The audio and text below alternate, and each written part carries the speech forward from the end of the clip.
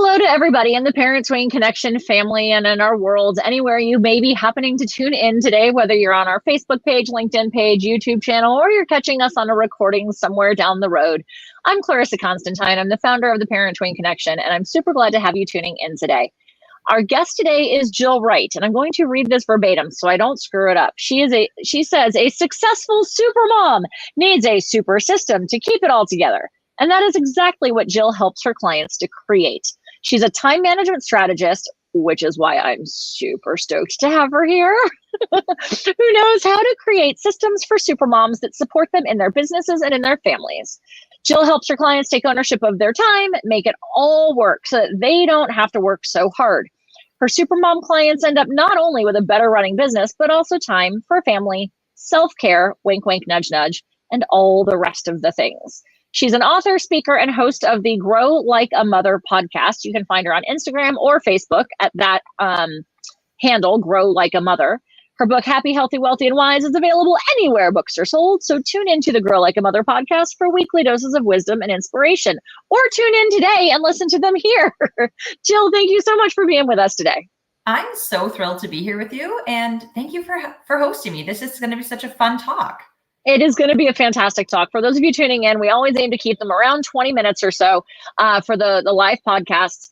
We are going to be having a special conversation expressly for members of Parent Tween Village, though, after we wrap up this conversation. So we're starting with time management strategies and how to incorporate them without overwhelm. So, Jill, I'm not a mom, full disclosure. I mean, not a mom to humans anyway. I am a mom to doggos, but those are way lower maintenance than human children. And so if we've got a mom tuning in who is just like freaked out, frazzled out, like everythinged out, which I think a lot of moms are, we're right at the back to school season now. Where do we even begin? Yes.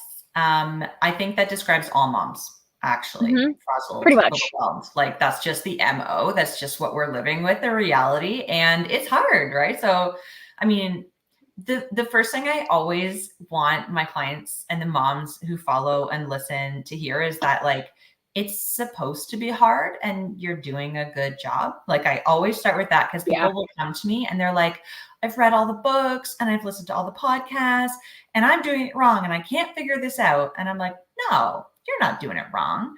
The problem is that we're not personalizing it. And that's where we start. We have to personalize the tools because many of us are like me. They're like A+ student, good girl, want to do it all right? Like so many women, whether they're moms or not, can relate to that. Yep. And there's too much information these days. Right. Well, and then I know from my perspective, I also navigate ADHD. Yeah. So, for decades, and I only just found out in the last couple of years overall, for decades, I've been like, why can't I find a system that works for me? Nothing sticks. Nothing sticks. And so I hear you when you say we have to personalize this, but fundamentally, like, I don't even know how to personalize. Like I have spent decades trying to figure out, do I use a digital tracking system for all of my to-dos or do I use paper and pen? And I try one and I suck at it and I try the other and I suck at least this is my self-talk, right? That itty bitty committee in our brain. Yeah. How do we personalize this? Okay. I'm making this super easy for you because what I did is I took all of the years of research that I've done and like all of the clients that I've worked with, and I actually grouped them into 4 different types. And I call them the 4 different types of supermoms. And I made a quiz. It's like 7 questions. It's the easiest thing you can do. It's fun. It's cute. It's funny, whatever. And then you get like your type at the end of it. And then, so that's where we start, right? So you take the quiz and you get like the top 3 tips of what to do if you're this type of supermom. But then it gets your wheels turning, right? Because you sort of get this results paragraph at the end of the quiz that's reflecting back to you so many like pieces of your personality and the way that you operate in the world that you didn't necessarily know how to articulate. And now all of a sudden you're like, oh, I have the language for this. Okay. Now you think about the way that you move through the world in a little bit different way. And as you're learning things, if you're trying to DIY this, which many of us do before we realize it's like a real problem, we need to invest in a solution, right? So if you're at that DIY, like, okay, I've taken the quiz. I know my supermom type. I've got your top 3 tips.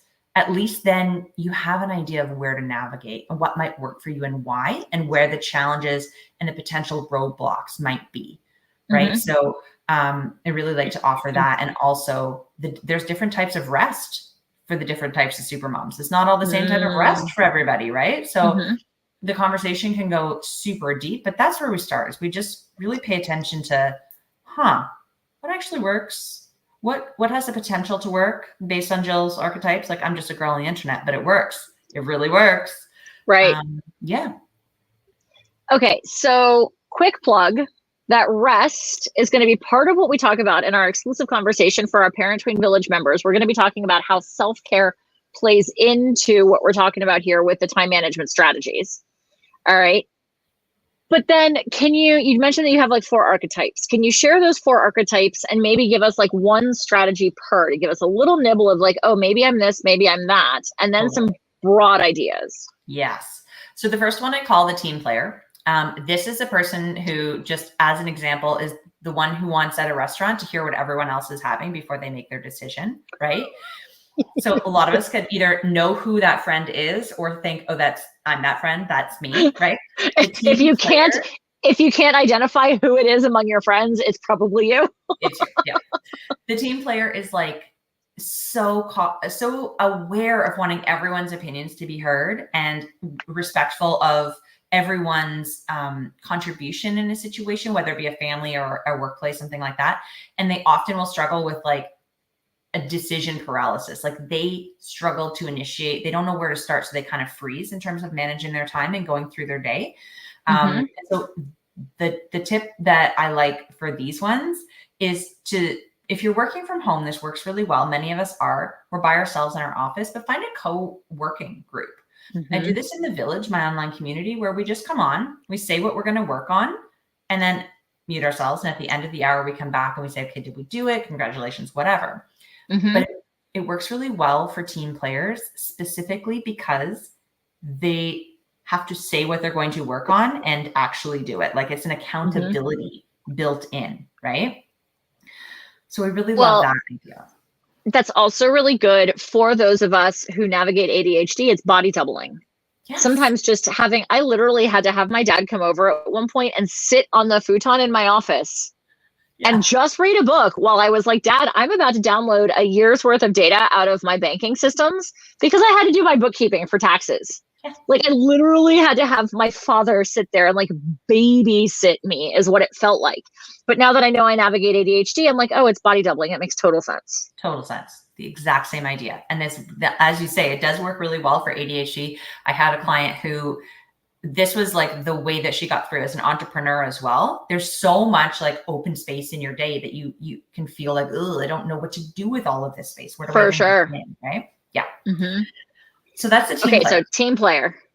The next is a multifaceted mama, who I lovingly call like Squirrel, right? She's you might see a bit of yourself in this one too.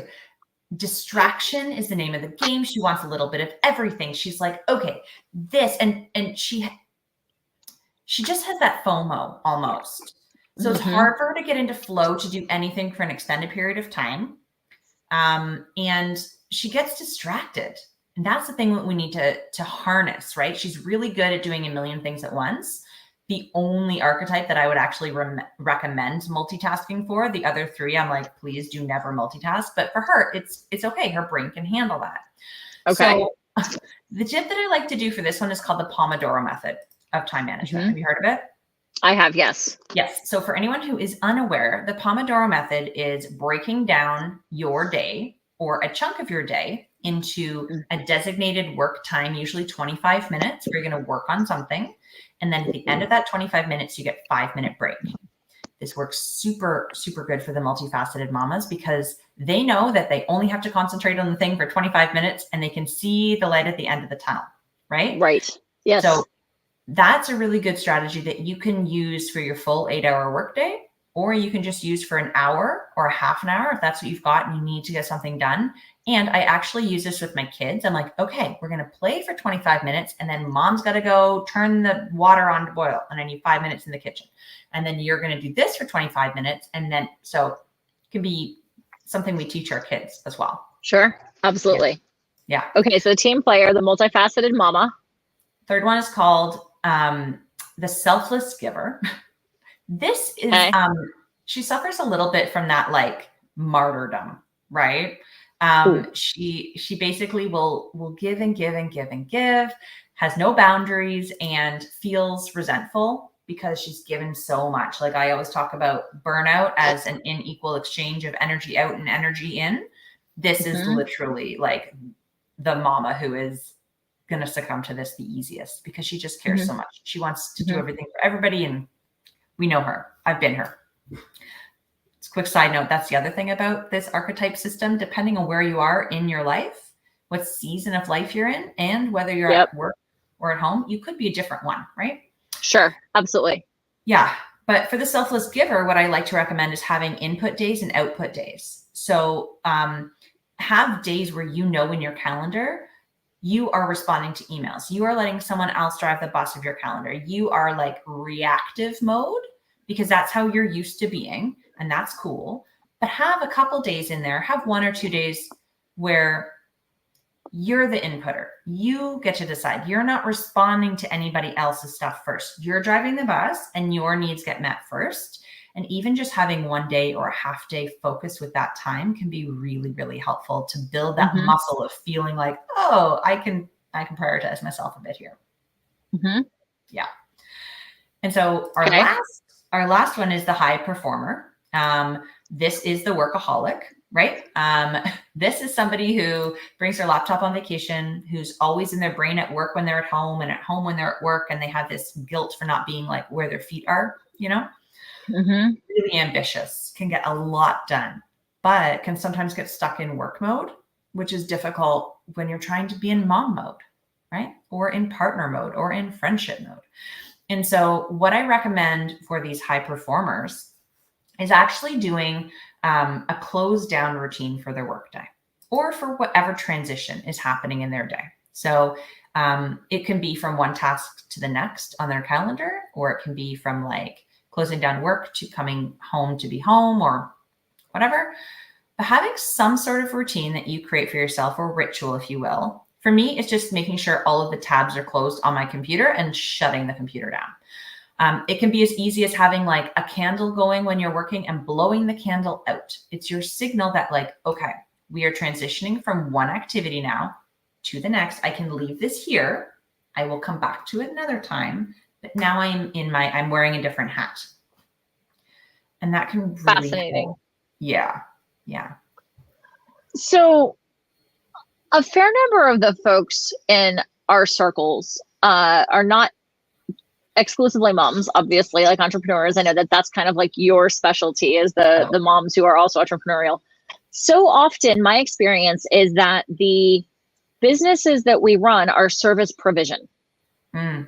Right? Where it's not necessarily just like a set it and forget it online course, although those exist. Or it's, it's not just like a membership where I put something out once and it doesn't matter whether I have 5 people or 5,000 people subscribing. It's one amount of work, right?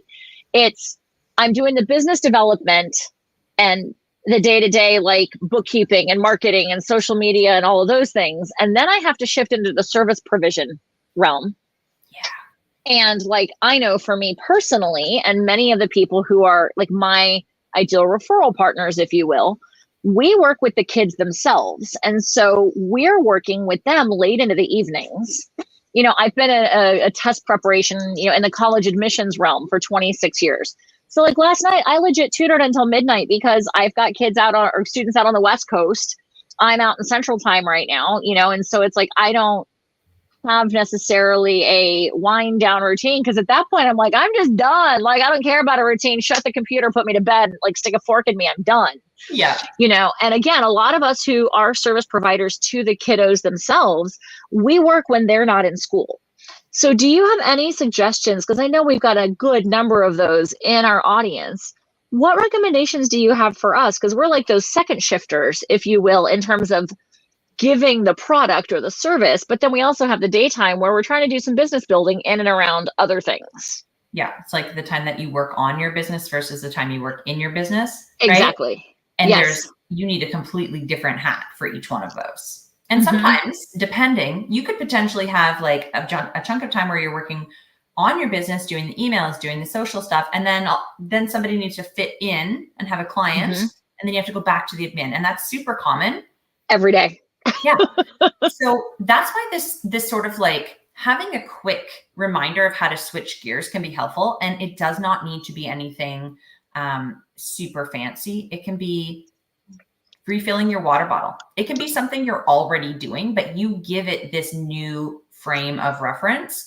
The other thing that I find really helpful when you have just a lot of moving pieces in the business is to identify like have-tos and hope-tos in your day. So if you're looking at your to-do list, pick out in the morning like 1 or 2, maybe 3 tops have-tos, and the rest are hope-tos. Right. And so by doing that, you're giving your brain something to focus on. That's the thing that's going to move the needle today. That's the thing that's going to get done. Anything else is gravy. It's great, right? If it fits in, fantastic. But those things can be moved to the next day so that you're only focused on 1, 2, or 3 things. Right. That can really help when your day gets sidetracked and there's a lot of interruptions. So then here's probably the final question, or next to final question, before we round out this portion of the conversation.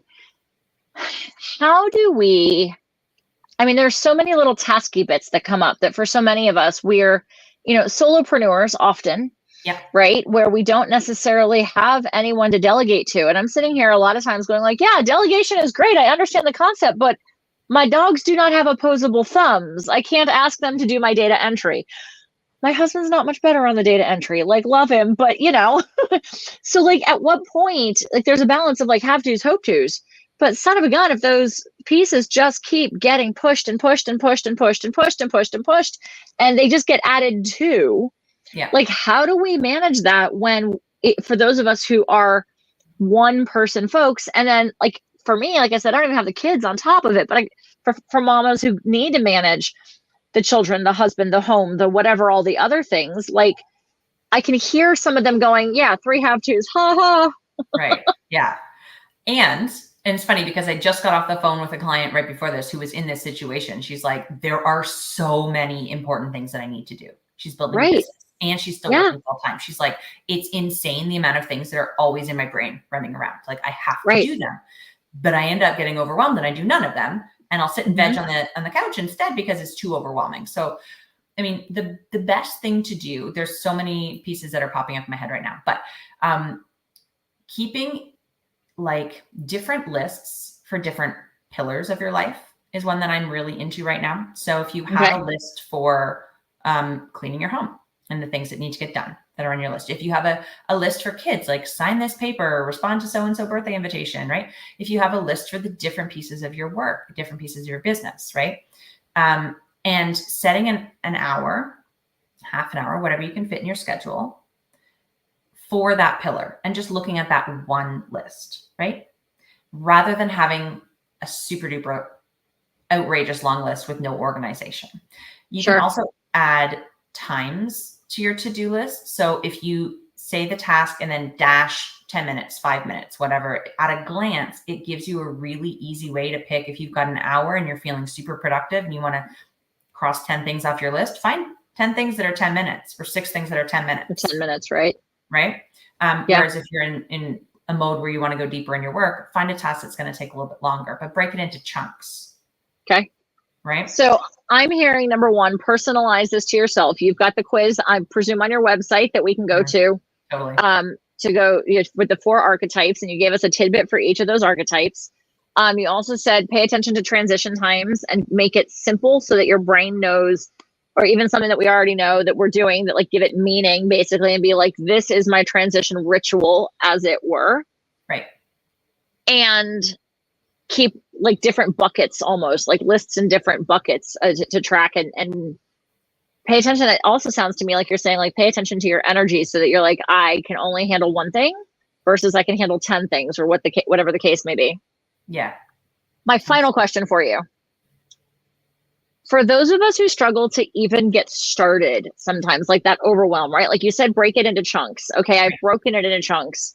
Like mornings, sometimes like moms have I'm going to make an assumption here, but the benefit, air quotes, for anyone who's listening to audio only, of having kids to get up and out to school in the morning. Like you have a set timeline by when the children need to be somewhere, right? Which means you need to get your butt out of bed to assist that, depending on their ages, right? Sure. I don't have that. I have dogs who are well trained not to wake me for breakfast. So, sometimes like the comforter is just super cozy, and like get up like, oh, I want to do this thing. I want to do the other thing. Like, do you have a tidbit of how to actually get your butt in the seat to start doing the thing that's going to move the needle? Totally. And I was having this same conversation with this sweet client who's a hypnotherapist, and she's the same. She's like, I got my little dog, and my bed's so cozy, and I want to move slow in the morning. And I'm like, I get it. Permission to do that, but also a really good resource is from Mel Robbins. It's the 5-second rule. Yes. Yep. So for those who are unfamiliar, when you have a task that you need to do, just literally in your head or out loud, count down 5, 4, 3, 2, 1, and take a step, take a movement, move your body towards doing that thing within those 5 seconds. And the more that you practice this, there's a bunch of science behind it, but it's a really good way to do that. And another thing that was really funny, Mel Robbins had said one morning, because she struggles with this too. Her therapist told her just to like roll herself out of bed and army crawl to the bathroom. Like just roll out of bed, army crawl to the bathroom. And then once you're there, you're already out of bed. But she has to like physically fall out of bed to get her day started. Right. Awesome. Right. Jill, we could talk forever because clearly I need your services. So, and I don't have the children to add that level of complexity into the situation. My information tells me that your website is simply Jill Wright, JILLWRIGHT.ca, because you are up in scenic and beautiful and frigid Ottawa, Canada. You got it. But thanks to the magic of interwebs and Starlink and internet and such, we can communicate no matter where we are. So anybody tuning in, if you like the ideas that Jill has already dropped, you can definitely go to her website and check out that little quiz that she had mentioned. Super complex, right? All 7 questions that it is. Yep. And then now, Jill, you and I are going to go into a private conversation that we're going to have in Zoom, and we're going to record and upload expressly for members of Parent Tween Village, where we're going to talk about how self-care impacts the ability to do these things. And I'm interested in this because we have had so many guests over the years that we've had the podcast talk about self-care. Moms are notorious for giving to everyone else and going like, massage, I don't have time for a massage. I got to do this for this kid and that for that kid and whatever. Or like feeling like they don't even have 5 minutes to themselves. And I'm not saying that they do have it, but often they have it more than they realize. And so I'm interested to see to hear and learn about your perspective on this relative to the efficacy that we have at our jobs or in our businesses. I can't wait. So it's my favorite thing. Any closing thoughts that you'd like for folks listening to us far and wide? No, just trust yourself. Trust that you're in the right lane, and trust yourself to be able to figure out your next move, no matter what that looks like. Yeah. Man, trusting yourself, I'll tell you, that's trust is like a 4-letter word. I know it's a 5-letter word, but for a lot of folks, it's a 4-letter word. So really excited to hear you say that. So, all right, folks, if you have not subscribed to Parent Tween Connection Talks, make sure that you do so you don't miss any of our awesome guests. Also, come on over and join us in our Facebook group, Parent Tween Connection, very simply on Facebook.